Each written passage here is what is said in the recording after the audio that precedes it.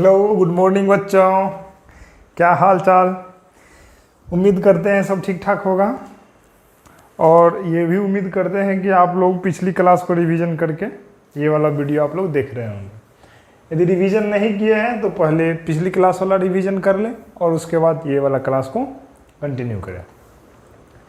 तो हम लोग पिछली क्लास पढ़े थे, सबसे लास्ट में हम लोग पढ़े थे फोकस दूरी और वक्रता त्रिज्या में संबंध, जिसका आपने लोग रिलेशन निकाले थे F बराबर R/2। यहाँ तक पढ़ लिए थे। और फोकस दूरी वक्रता त्रिज्या की क्या होती है, आदि होती है। ये टॉपिक कंप्लीट करने के बाद हम लोग नेक्स्ट टॉपिक और मूव कर रहे हैं और वो अपना है गोलीय दर्पण के लिए किरण आरेख। कौन सा टॉपिक है? गोलीय दर्पण के लिए किरण आरेख। ठीक है बच्चों। तो अब हम लोग ये पढ़ने वाले हैं कि उत्तल दर्पण में और अवतल दर्पण में। ठीक है, उत्तल दर्पण में और अवतल दर्पण में हम लोग पढ़े थे प्रधान अक्ष होता है, ध्रुव होता है, वक्रता केंद्र होता है, फोकस होता है। इन सारी चीज़ों को पढ़े थे। आज हम वही चीज़ देखने वाले हैं इसमें। यदि रे फोकस से आएगी, इंसिडेंट होएगी दर्पण पे, तो किधर से जाएगी। यदि कोई भी रे प्रिंसिपल एक्सिस के पैरेलल आएगी, प्रधान अक्ष के समानांतर आएगी, तो वो किधर से जाएगी। यदि कोई भी रे वक्रता केंद्र से आएगी तो वो परावर्तित होकर के किधर जाएगी। मतलब उसी चीज़ को आज हम लोग देखने वाले हैं, किसमें? गोलीय दर्पण के लिए किरण आरेख में। ठीक है बच्चों। तो ये गोलीय दर्पण का मतलब हम कल बताए थे कि उत्तल दर्पण भी होता है और अवतल दर्पण भी होता है। जहाँ भी हम लोग गोलीय दर्पण वर्ड का जिक्र करेंगे, इसका मतलब है वो टॉपिक दोनों दर्पण के लिए भी है, उत्तल के लिए भी है और अवतल के लिए भी है। ठीक है बच्चों। तो कंटिन्यू करने से पहले हम लोग आगे का कंटिन्यू करने से पहले हम लोग जो कल पढ़े थे उसको रिवीजन कर लेते हैं, क्योंकि वो वाला पॉइंट ना आज की क्लास में पूरा का पूरा इम्पोर्टेंट होगा। ठीक है, तो उन सारी पॉइंट्स की हम लोग क्या कर लेते हैं, चर्चा कर लेते हैं, है कि नहीं है। कल हम लोग पढ़े थे कि ये कौन सा दर्पण हो गया, उत्तल दर्पण, क्योंकि परावर्तक सतह क्या है, धंसा हुआ है। और ये कौन सा दर्पण हो गया, अवतल दर्पण, क्योंकि इसका ये वाला परावर्तक सतह क्या है, उठा हुआ है। और जब हम कोई एक मध्य बिंदु से, दर्पण के मध्य बिंदु से लाइन खींच देते हैं तो वो क्या कहलाता है, प्रधान अक्ष। और इसको हम लोग क्या बोलते हैं, ध्रुव। इसका वक्रता केंद्र इधर की ओर होता है और इसका वक्रता केंद्र इधर की होता है। फोकस यहाँ कहीं होगा, इसका फोकस यहाँ कहीं होगा। ठीक है, इसमें फोकस दर्पण के पीछे होता है और इसमें फोकस दर्पण के क्या होता है, आगे होता है। ठीक है बच्चों। और कल बहुत ही इंपॉर्टेंट बात की हम चर्चा किए थे, ये बात नहीं लिखाए थे और बोले थे आप लोग ना ध्यान से सुनिए, इस बात को माइंड में सेट कर लीजिएगा कि यदि मान लीजिए कोई समतल दर्पण है, ठीक, समतल दर्पण पे अभिलंब खींचना रहे तो ऐसे कर देते हैं, 90 डिग्री का कोण बना देते हैं, यही हो गया अभिलंब। यही चीज़ हम बोलिए, मान लीजिए गोलीय दर्पण में हमको अभिलंब खींचना है तो कैसे खींचेंगे। हम बताए थे गोलीय दर्पण में अभिलंब वक्रता केंद्र से खींची जाती है। कहाँ से खींची जाती है, वक्रता केंद्र से। इसमें भी यदि खींची जाए तो कहाँ से खींची जाएगी, वक्रता केंद्र से। यही हो गया नॉर्मल, यही क्या हो गया, नॉर्मल। कोई दिक्कत समझने में नहीं ना। तो इस पॉइंट का आज हम लोग इस्तेमाल करेंगे, यूज़ करेंगे। ठीक, तो कल वाला हमको उम्मीद है कि आप लोगों को आ रहा होगा। तो हम लोग सबसे पहला कंडीशन पढ़ते हैं, ये हेडिंग हम मिटा लेते हैं जिससे कि अपने को जगह ज़्यादा से ज़्यादा मिल जाए। सबसे पहला कंडीशन हम पढ़ते हैं कि जब किरण प्रधान अक्ष के समानांतर आती हो, जब किरण प्रधान अक्ष के समांतर आती हो, प्रधान अक्ष के समांतर आती हो। ठीक, तो पहला नंबर हम लोग अवतल दर्पण में देख लेते हैं। किस में देख लेते हैं भाई, अवतल दर्पण में। ठीक है, अवतल दर्पण पहले बना लेते हैं। ध्यान से देखिएगा, हम जो रे डायग्राम बनाते हैं आप लोग उसको ध्यान से देख लें। ये हो गया अवतल दर्पण, ठीक, और ये क्या हो गया, इसका प्रधान अक्ष। और यहाँ ये क्या हो गया, ध्रुव। और जब गोला को पूरा करेंगे तो इधर कहीं क्या होगा, वक्रता केंद्र, कल हम लोग जिक्र कर चुके हैं। और इधर कहीं क्या होगा, फोकस, इधर कहीं क्या होगा, फोकस। ठीक, सबसे पहला कंडीशन है अवतल दर्पण में हम लोग देख रहे हैं कि जब किरण का किसके समानांतर हो, प्रधान अक्ष के समानांतर, तो हम एक किरण आपतित कर लेते हैं। ठीक, किसके समानांतर आपतित कर लेते हैं, प्रधान अक्ष के समानांतर। यदि हम बोले कि आप ना इसमें लंब दीजिए, तो कहाँ से दीजिएगा, वक्रता केंद्र से, क्योंकि बताए हैं गोलीय दर्पण में विलंब कहाँ से खींचते हैं, वक्रता केंद्र से। ये हो गया विलंब, प्रधान अक्ष ये हो गया, और इसके समानांतर ये क्या आ रही है, किरणें आ रही है, ये क्या हो गया, प्रधान अक्ष। ठीक है, इसके समानांतर ये किरण आ रही है, तो ये आप मतलब दिमाग में एडजस्ट कर लीजिएगा। प्रधान अक्ष के समांतर आ रही किरणें परावर्तन के बाद किधर से गुजरती है, फोकस से गुजरती है। किधर से गुजरती है, फोकस से। यही चीज़ होता है। ठीक है, और ये हो गया अविलंब, अविलंब और आपतित किरण के बीच बने कोण का आपतन कोण, ये हो गया परावर्तन कोण। ठीक है, अब सेम चीज़ हम देखते हैं उत्तल दर्पण में। सेम चीज़ हम किस में देखते हैं, उत्तल दर्पण में। ठीक, ये हो गया अपना उत्तल दर्पण,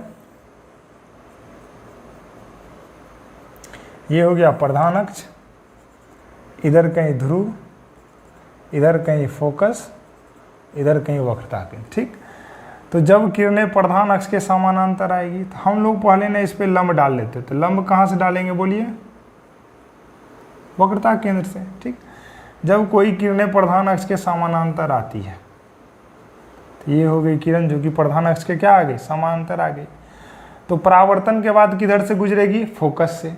तो गुजरती तो इसमें नहीं है, गुजरती हुई क्या होती है, प्रतीत होती है। तो किधर से गुजरेगी, फोकस से, तो इधर फोकस तक हम डैश डैश कर लेते हैं और इधर की ओर हम इसको भेज देते हैं। ठीक है, तो ये पहला कंडीशन हो गया अवतल दर्पण और उत्तल दर्पण में। ठीक, क्या हो गया कंडीशन, आप लोग इसको माइंड में सेट कर लीजिएगा। जब प्रधान अक्ष के समांतर कोई किरणें आती है तो किधर से परावर्तित होती है, फोकस से। किसमें, अवतल दर्पण में। जब प्रधान अक्ष के समांतर कोई किरणें आती है तो किधर से परावर्तित होती हुई प्रतीत होती है, किधर से, फोकस से। मतलब उत्तल दर्पण में प्रतीत होती है और अवतल दर्पण में परावर्तित होती है।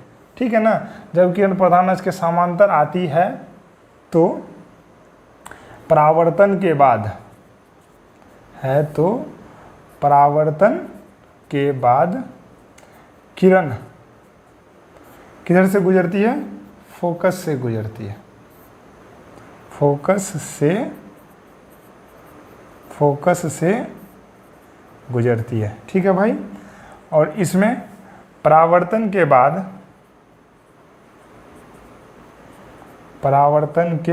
बाद किरण फोकस से गुजरती हुई प्रतीत होती है। फोकस से गुजरती हुई प्रतीत होती है। तो उम्मीद करते हैं कि आप लोग को ये बातें समझ में आ गई होगी। और कल भी तो हम लोग पढ़े थे फोकस किसे कहते हैं, तो प्रधान अक्ष के समांतर आती किरणें परावर्तन के बाद प्रधान अक्ष को जिस बिंदु पे काटती है उसी बिंदु को क्या बोलते हैं, फोकस बोलते हैं।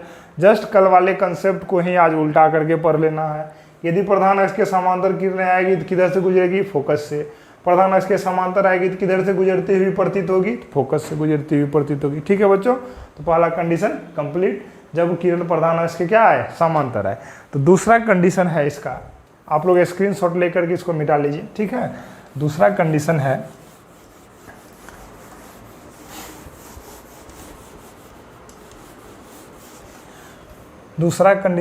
जब किरण फोकस पे आपतित हो। जब किरण किधर से आपतित हो, फोकस से आपतित हो।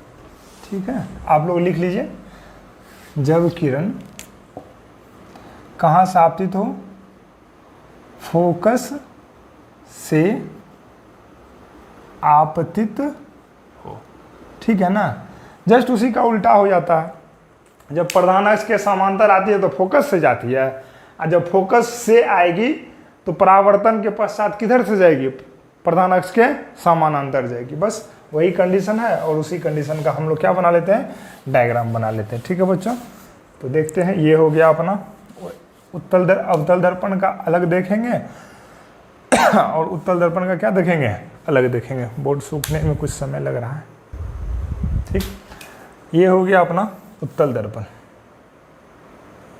अवतल दर्पण। ये क्या हो गया, अवतल दर्पण, और ये प्रधान अक्ष, और ये ध्रुव, इधर कहीं वक्रता केंद्र, और इधर कहीं क्या हो गया, फोकस। ठीक, अब क्या बोल रहा है, कंडीशन किधर से आपतित होती हो, फोकस से, तो यही फोकस है। तो हम ना किरण को फोकस, लाइन सीधा नहीं हो रहा है, ठीक है, आप लोग भावनाओं को समझेंगे कि लाइन क्या हो रहा है, सीधा हो रहा है, ठीक है, भावना से चलना है। जब किरण प्रधान अक्ष के समांतर आती है तो परावर्तन होगी, तो परावर्तन के पश्चात किधर से गुजरेगी, फोकस से गुजरेगी। कोई दिक्कत समझने में नहीं। ये हो गया फोकस, ये हो गया वक्रता केंद्र। मान लीजिए अपने को अभिलंब खींचना है तो किधर से खींचेंगे, वक्रता केंद्र से खींचेंगे। ये कोण आई और ये कोण आर, ठीक है। देखिए दोनों कोण बराबर होना चाहिए, दिखने से नहीं लग रहा है कि बराबर है, लेकिन भावनाओं को समझे कि दोनों क्या है, बराबर है, ठीक है। तो जब किरणें फोकस से आपतित होती है तो किधर से परावर्तित हो जाती है, प्रधान अक्ष के समानांतर, ठीक। सेम कंडीशन हम लोग किस में देखेंगे, उत्तल दर्पण में देखेंगे, ठीक है, उत्तल दर्पण में, ठीक। इधर कहीं फोकस, इधर कहीं वक्रता के, ठीक। किरण कहाँ से आती हुई इसमें प्रतीत होगी भाई, मान लीजिए ये क्या हो गया, फोकस पे आई, तो जाएगी भैया किधर से, प्रधान अक्ष के समानांतर, तो ये चली गई इधर से, ठीक। जस्ट पीछे वाले कंसेप्ट का उल्टा। जब किरण फोकस के से आपतित होती है तो किधर से जाएगी, प्रधान अक्ष के समांतर परावर्तित होती है, प्रधान अक्ष के समांतर परावर्तित होती है, परावर्तित होती है, ठीक है। इसमें भी सेम वही बात, जब फोकस पे आती हुई प्रतीत होती है, फोकस पे आ नहीं रही है, फोकस पे आती हुई क्या हो रही है, प्रतीत हो रही है, तो किधर से गुजरती है, प्रधान अक्ष के समांतर गुजरती है। इसमें भी यही कंडीशन, ठीक है। अगला थर्ड कंडीशन है, थर्ड कंडीशन है अपना वक्रता केंद्र की दिशा में जब आपतित हो, किधर की आपतित हो, वक्रता केंद्र की दिशा में आपतित हो, ठीक। तो हम लोग देखते हैं थर्ड कंडीशन, आप लोग स्क्रीनशॉट ले करके उसको नोट्स बना लिया कीजिएगा, है कि नहीं है। तीसरा कंडीशन है जब किरण वक्रता केंद्र की दिशा में, वक्रता केंद्र की दिशा में आपतित हो, जब किरण किधर की दिशा में आपतित हो, वक्रता केंद्र की दिशा में आपतित हो। ये वाला बहुत मस्त कंसेप्ट है, और अपने से सोच के थोड़ा सा दिमाग लगाइएगा, है कि नहीं। हम पूछते हैं, रट्टा नहीं मारना है, एक एक चीज़ को मस्त में ना समझना है, ठीक है। हर एक कंसेप्ट छुपा है, फिजिक्स से फील करके पढ़ना है कि नहीं। ये हो गया ध्रुव, थोड़ा सा इधर ले लेते हो, अच्छा नहीं सही था, ये हो गया फोकस, और ये क्या हो गया, वक्रता केंद्र सी। देखिए हम बताएं कि हमको जब गोलीय दर्पण में लंब खींचना रहे तो किधर से खींचेंगे, वक्रता केंद्र से खींचेंगे, ठीक है। पहले हम लोग लंब खींच लेते हैं, यही है, ठीक। और पढ़े थे कि जब कोई भी किरणें अभिलंब पे आपतित होती है तो वह उसी रास्ते से क्या चली जाती है, वापस चली जाती है, ठीक है। तो मान लीजिए ये वक्रता केंद्र है, यदि वक्रता केंद्र पे किरणें आती है, वक्रता केंद्र पे किरणें क्या होती है, आती है, तो हम तो ये बोल सकते हैं यदि वक्रता केंद्र से किरण आएगी तो हम तो दूसरी भाषा में ये बोल सकते हैं कि किरण अभिलंब पे आ रही है कि नहीं। और अभिलंब वाला कंसेप्ट हम जानते हैं कि जब किरणें अभिलंब से आती है तो वो उसी रास्ते से क्या चली जाती है, वापस चली जाती है। बस वही वाला कंसेप्ट यहाँ भी लागू होगा, वक्रता केंद्र से आपतित किरणें परावर्तन के पश्चात उसी रास्ते से क्या हो जाती है, वापस लौट जाती है। तो यहाँ आप लोग लिख लीजिएगा, यहाँ पे लिख लीजिएगा, हम लिख नहीं रहे, बोल रहे हैं कि वक्रता केंद्र पे से आपतित किरणें उसी रास्ते से पुनः क्या हो जाती है, वापस चली जाती है, ठीक। सेम उसी तरह उत्तल दर्पण में देखते हैं, उत्तल दर्पण में, ठीक। ये हो गया फोकस, और ये क्या हो गया, वक्रता केंद्र, और पीछे से तो नहीं आएगी, ऐसे करके आएगी, ठीक। वक्रता केंद्र से आती हुई प्रतीत होती है तो बस उसी रास्ते से वापस क्या हो जाती है, चली जाती है। कोई दिक्कत समझने में। यही हो गया जब किरण वक्रता केंद्र पे आपतित होती है। अगला है जब किरण ध्रुव की दिशा में आपतित हो। अगला क्या है, जब किरण किसकी दिशा में आपतित हो, ध्रुव की दिशा में आपतित हो। जब किरण ध्रुव की दिशा में आपतित हो, ठीक है। जब किरण किसकी दिशा में आपतित हो, ध्रुव की दिशा में आपतित हो, ठीक है बच्चों। तो अब हम लोग देखते हैं ध्रुव की दिशा में, बहुत आसान है, ठीक ठीक है, ठीक है, ये हो गया ध्रुव, ठीक।